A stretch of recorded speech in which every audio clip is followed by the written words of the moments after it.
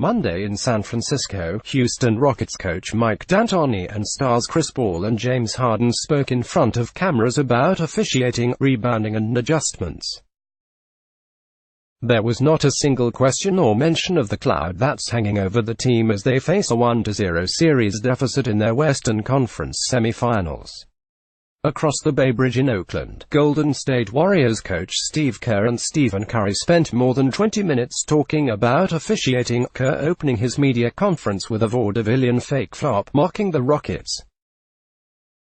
Kevin Durant's name was mentioned one time by Kerr, referencing his technical fouls. All this hand-wringing, posturing and video analysis of the officiating is one giant misdirection.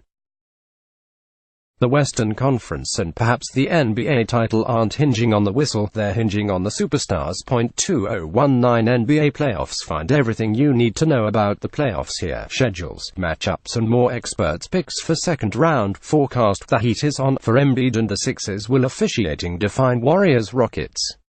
Durant is red hot and absolutely dominating. Harden is in another ill-timed postseason slump.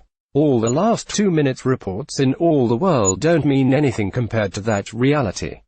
If it doesn't change, the Warriors will be moving on and the Rockets can start the summer. Over the Warriors' past 5 games, ever since Durant ripped off the mildly pompous but deadly serious quip "I'm Kevin Durant," he's been a killer. Here are the numbers: 55% shooting, 40% on three-pointers, 91% from the line and 40.2 points per game. In Sunday's Game 1, he had 24 points in the second half to carry the Warriors home. "I think I'm starting to put everything together out there," Durant said Sunday.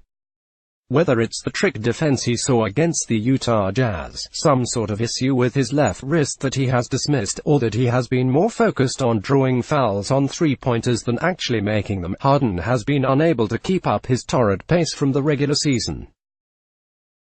Over the Rockets' past 4 games, here's what it looks like: 32% shooting and 28% on three-pointers and 28.3 points per game. That's 8 points per game less than his regular season average, and he has gotten there only because he's still averaging 11 free throws a game and hitting 88% of those. In this 4-game stretch, the Rockets' juggernaut offense is averaging only 98.8 points a game and shooting 40%. Their offensive rating, the holy grail for the analytically obsessed Rockets, in that span is 100.8 points per 100 possessions. That's about 12 points less than the season average and a number that would have put them dead last among all teams during the season. The Rockets have been wheezing because Harden, at the most important time of the season, hasn't been playing like the MVP the Rockets assert that he is. His mid-range game has lost some touch and his three-point shooting has collapsed, perhaps thrown off by the Jazz's efforts to trap him and take him out of his comfort zone. Last season, during the conference finals loss to the Warriors, Harden lost his shooting touch and his efficiency. He shot a miserable 24% on three-pointers in that series. The 27 consecutive team misses in Game 7, Harden was 2 of 13 on three-pointers that night, is what many remember, but he had another game where he was 0 of 11 on threes. When it truly mattered, he just wasn't able to deliver. Meanwhile, Durant led the Warriors in minutes and scoring in the conference finals.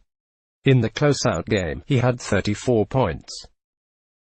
Durant has a wonderful safety net. For example, he struggled shooting when the Warriors faced elimination in Game 6 last year, but Klay Thompson put in 35 to erase the issue that Harden doesn't enjoy. But he also doesn't seem to get the proper spotlight at times. Durant hasn't finished in the top 5 of the MVP voting since he came to the Warriors. Last season, when Harden won, DeMar DeRozan was on nearly as many ballots as Durant was. He probably won't finish in the top 5 this season, either, when Harden is a serious contender to win again. It's one of the taxes Durant has paid for being on a super team. Recognition for his individual greatness has been somewhat diminished. He has walked away with the past 2 finals MVPs, but for whatever reason that hasn't earned him the respect it should. Perhaps because those finals were so lopsided, it has been unfairly undervalued.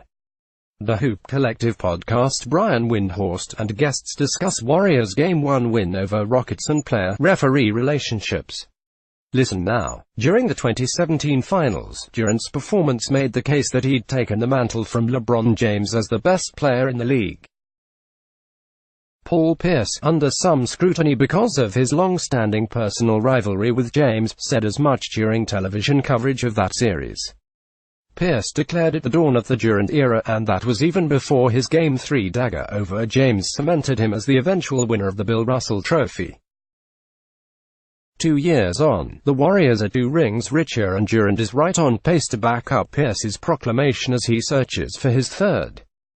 Regardless of regular season recognition, Durant is built for the postseason because his phenomenal size plus his range make him invaluable in half-court possession games.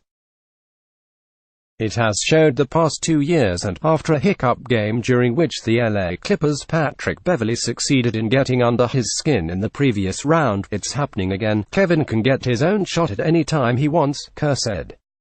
That's what makes him so impossible to guard.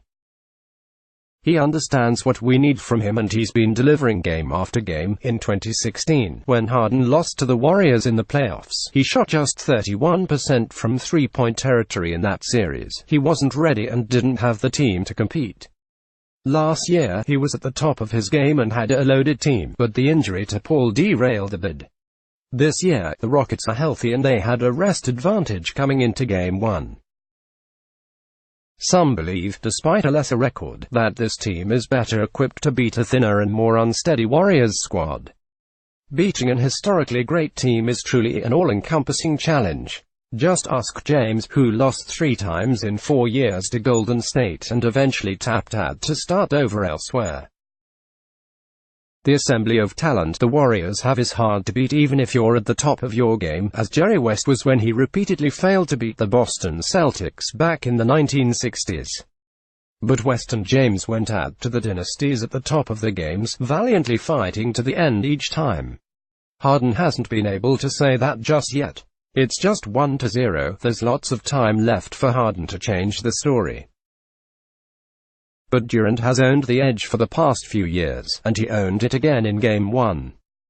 In the end, that's the issue at the heart of this series.